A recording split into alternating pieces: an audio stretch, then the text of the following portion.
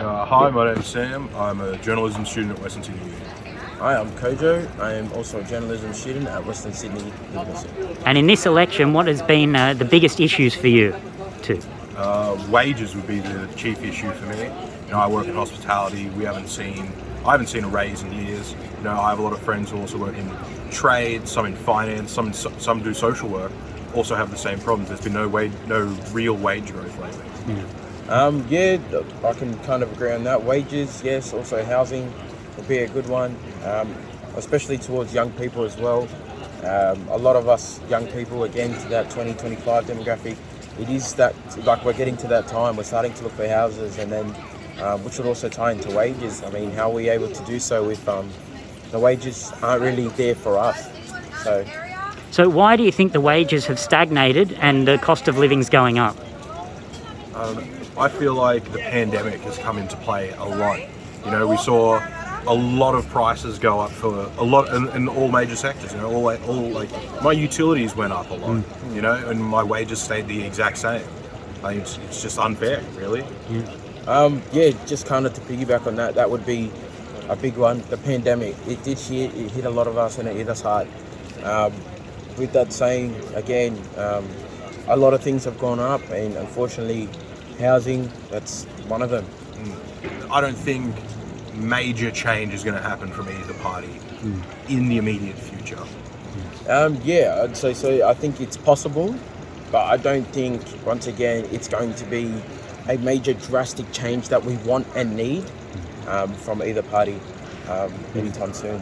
I really liked your policy that you explained to us on housing, especially because it was the only one I've heard today, and I've read a lot of other policy from different parties. You're the only one to bring up the actual issue of homelessness.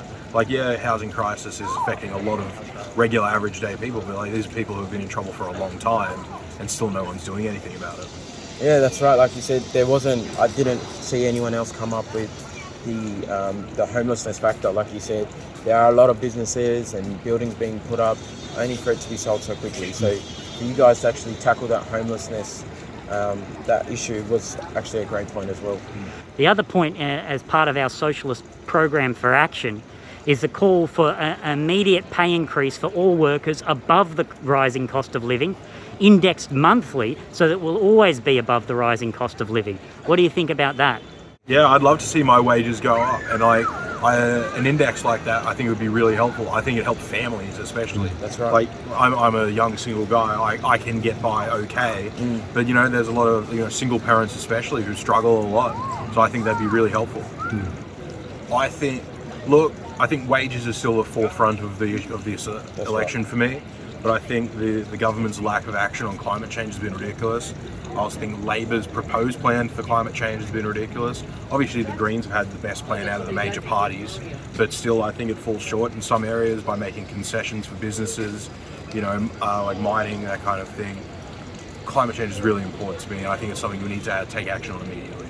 Yeah, I think it is also a big issue, but then again, at the end of the day, for me, it would be housing, it would be waging. That is my main focus at the forefront of, my life at the moment. But then again, climate change is also a big issue, and it should be tackled appropriately. I'm massively supporting Julian Assange's freedom right now. He was a publisher of something that should have been free information to begin with about a war that was falsely started. I think his continued persecution by governments around the globe is an absolute ridiculous adventure. I'm all for it at the moment as well.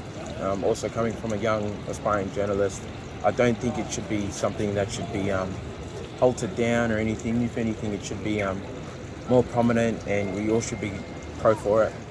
When WikiLeaks was founded, I was still in high school, if not primary school. Yeah, that's right. But I seeing him being able to publish things, and the government's trying to persecute him because they don't want their secrets getting out. I think the issue itself is more ridiculous.